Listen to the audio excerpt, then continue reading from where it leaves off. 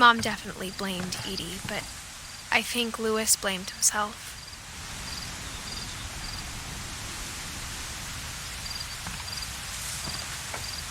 After he graduated, he just spent more and more time in his room, until Mom got him a job at the cannery.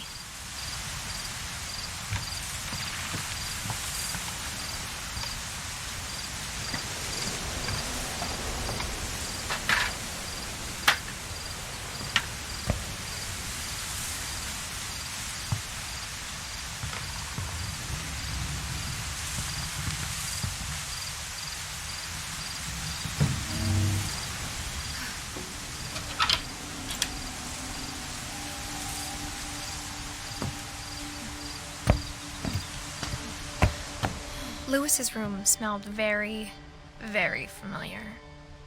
That part of him lived on. Louis and I spent a lot of time playing games together, but he was surprisingly bad at them. He died a lot.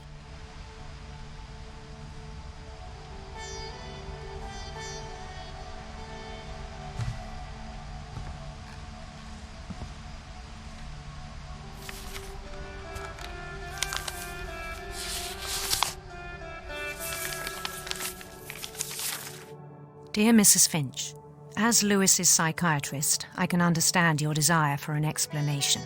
As I see it, the trouble began in January, shortly after we convinced your son to seek treatment for substance abuse. Newly sober, I believe Louis first noticed the monotony of his daily life.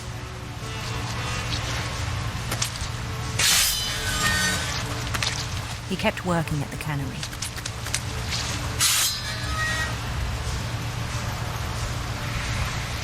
But he withdrew part of himself. In our sessions, I saw the same behavior. His mind began to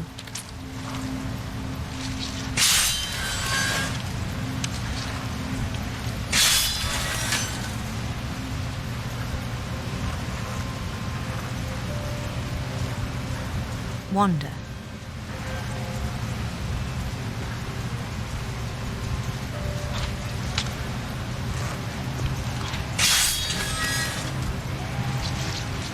I asked him to describe it. He said he started small, imagining a labyrinth. He'd feel his way about. Then something moved. Bats. And toads.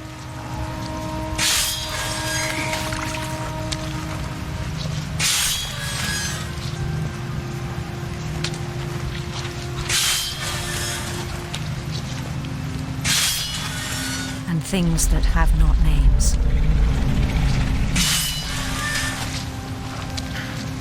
He knew it was all in his head.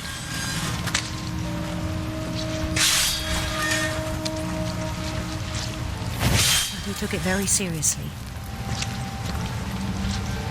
I had hoped he'd find himself.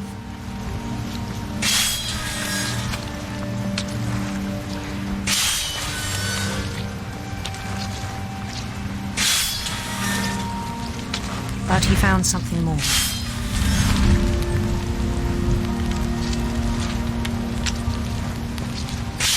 I worried about him then. Daydreaming at the cannery.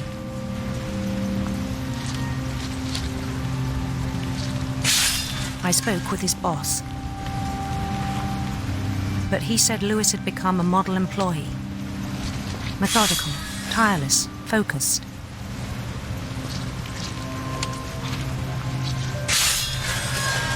Like a whole new Louis. So I let him go on.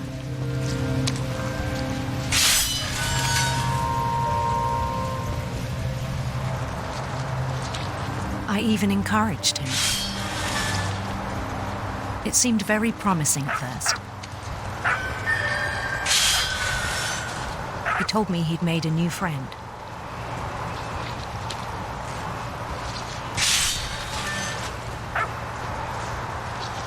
On the edge of a city he named Louis Toby. He built the city up slowly, brick by brick.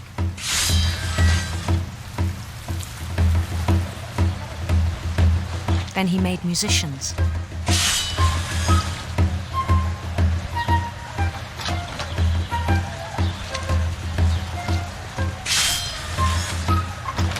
And songs for them to play. He talked about starting a band.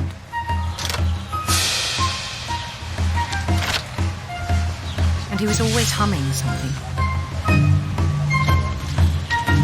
Every day his imagination grew stronger.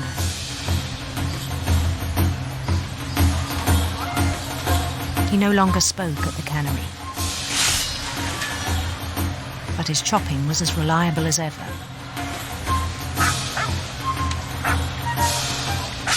Then one day it struck him that all the cheering crowds, even the stones under his feet, were all in his imagination, so he could do whatever he wished.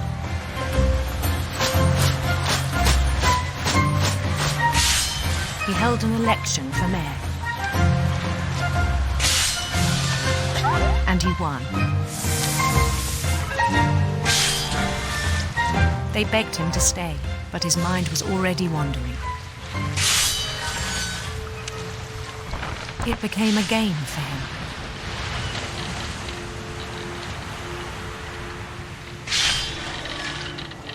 He'd conquer a city, then immediately push on. New Louisville.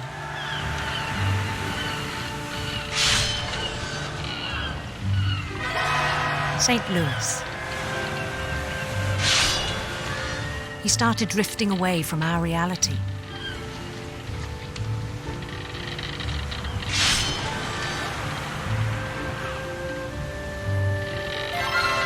Minneapolis, until one day he forgot to go home from the cannery. Even as his mother pleaded with him, part of Louis kept sailing on.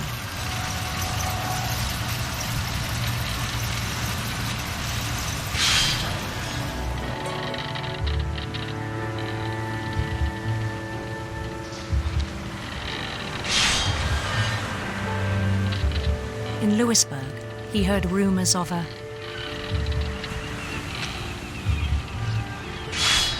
handsome queen.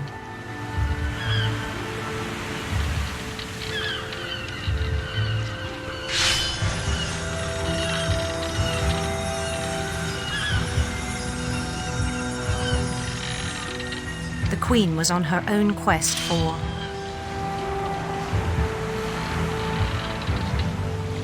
sinister serpents.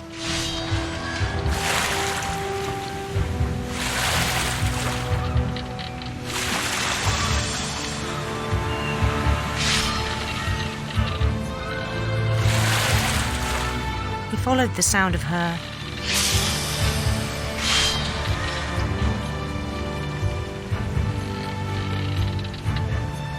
silver harp.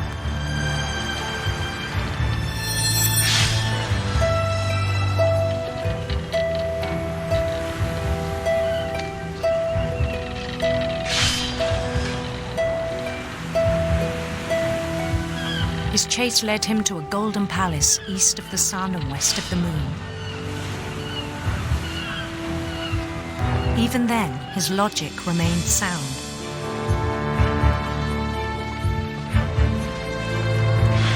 He knew the world was all in his imagination.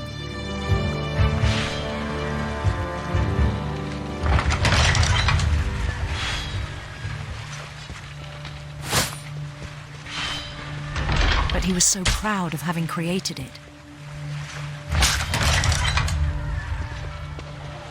In his own eyes, he'd become something greater than a king.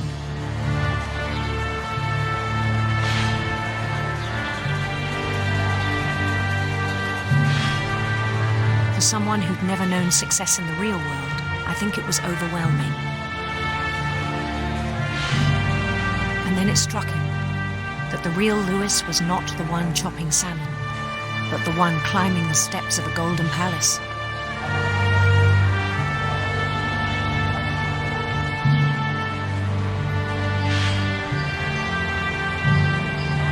My imagination is as real as my body, he told me.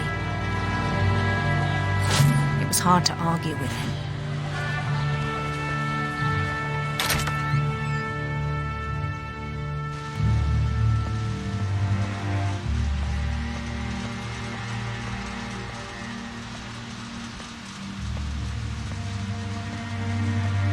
I began to forget the world we know.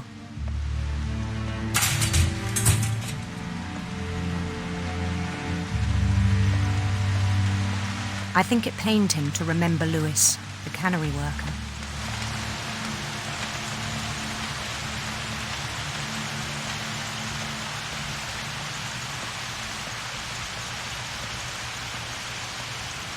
He began to despise the man with a royal contempt.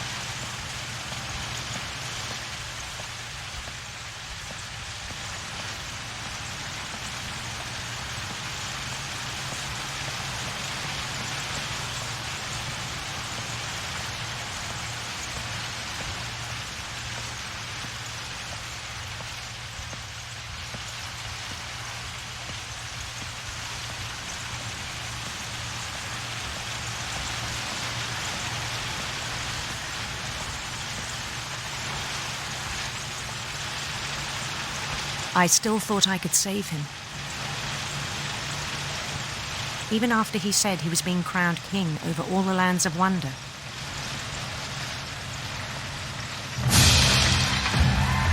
The palace would be packed with his companions.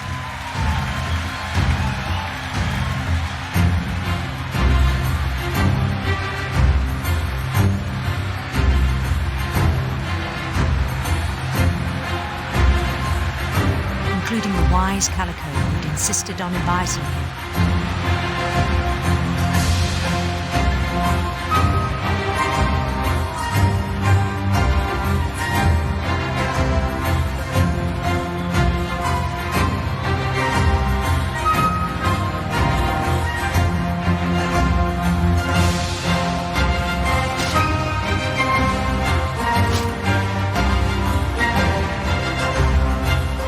Queen waited, holding his crown.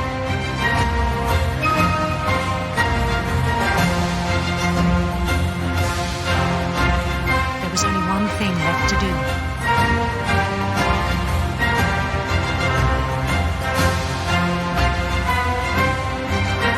Bend down his head.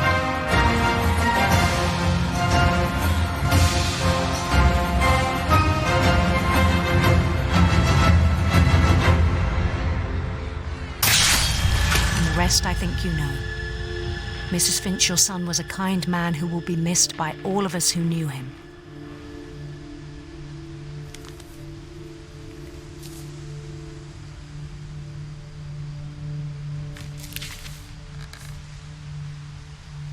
My brother was really cool. I wish you could have met him.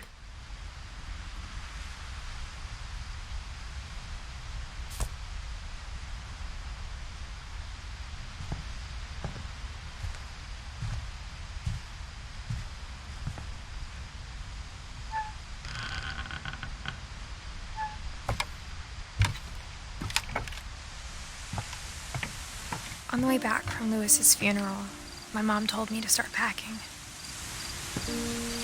She waited until the day before we left to tell Edie. I'm not sure if she wanted to make it easier or harder.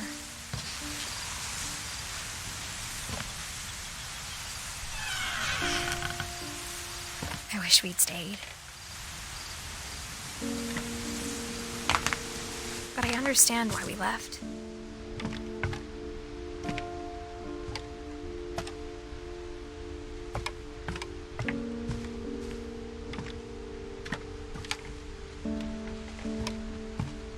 What happened that night had been coming for a long time. Maybe it should have come sooner.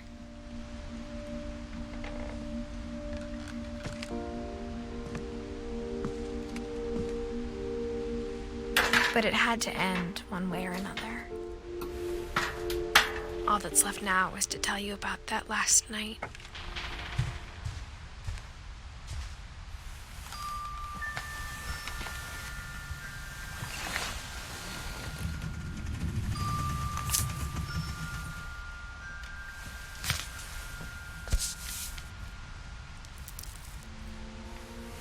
That whole last day, Edie just watched us pack and didn't say a word. Until supper, when she raised her glass and said, "To our final night together, and all our final nights apart." Grandma, you know what I said about alcohol. Some of your medications are very Edith, specific. I left a present for you in the hallway. Why don't you go open it? The grown-ups have to argue now. I'm sorry, you're right. We're all leaving tomorrow. Let's just enjoy our last... I'm not leaving. Edith, you're excused.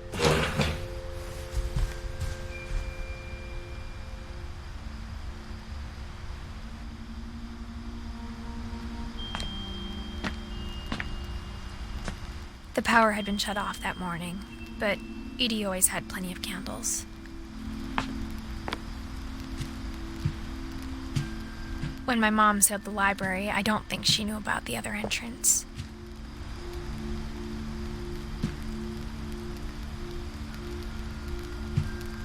Or that Edie had a key to it.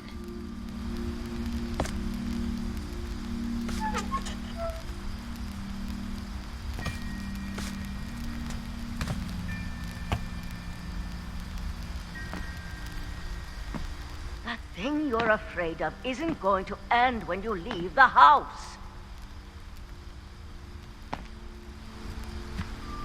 Edith has a right to know these stories. My children are dead because of your stories. I think it's best if Edith and I leave tonight.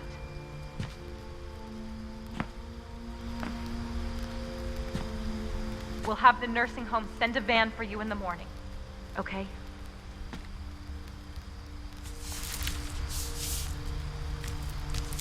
Dear Edith, there's so many stories I wish I could tell you, but there's only time for one.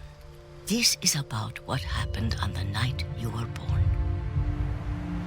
That night, the tide went way, way out.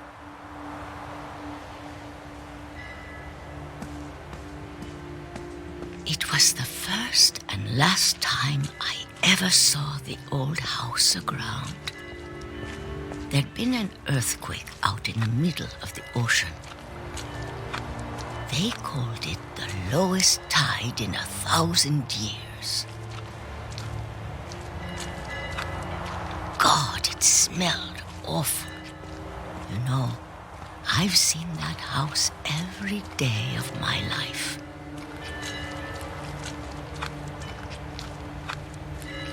But I never thought I'd go back to it.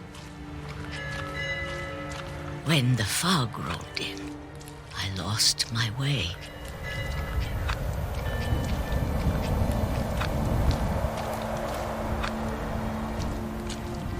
I got turned around.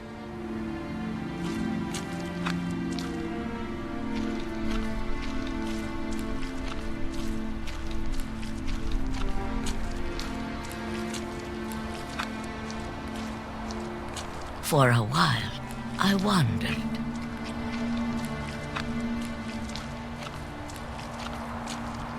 I started seeing things.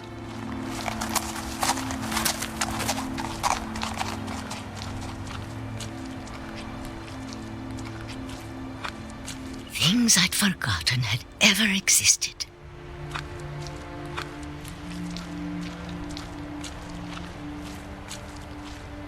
But when I saw them, they felt like old friends. That night, a lot of things came back to me. Or maybe I came back to them.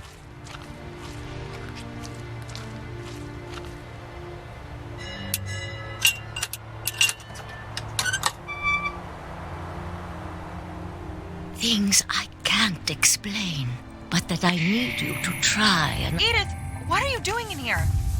It's mine. Edith! Mom, you're gonna rip it! Let go! I kicked and screamed, but Mom dragged me to the car.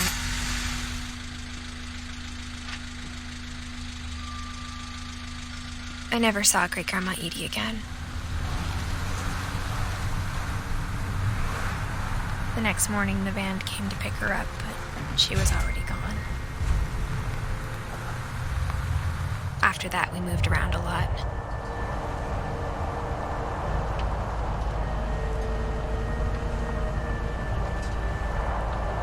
We both tried to make the best of it.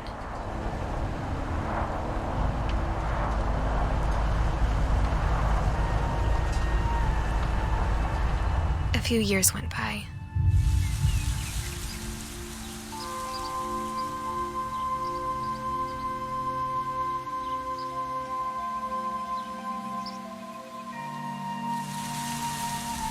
My mom didn't like to talk about it. But she started getting sick a lot. The rest happened pretty quickly.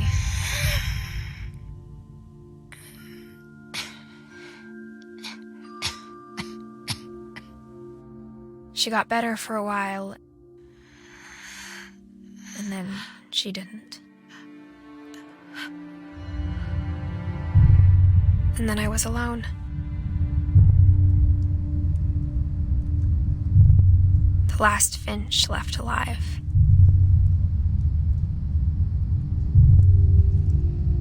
Until I found out about you. I'm still not sure what to tell you about all this.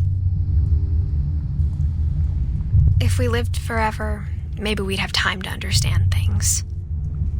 But as it is, I think the best we can do is try to open our eyes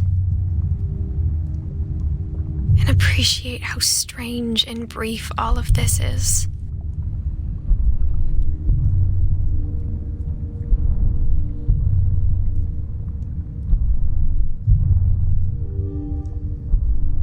This journal was supposed to be for you. But now I hope you'll never see it. I just want to meet you and tell you all these stories myself. But I guess if you're reading this now, things didn't work out that way.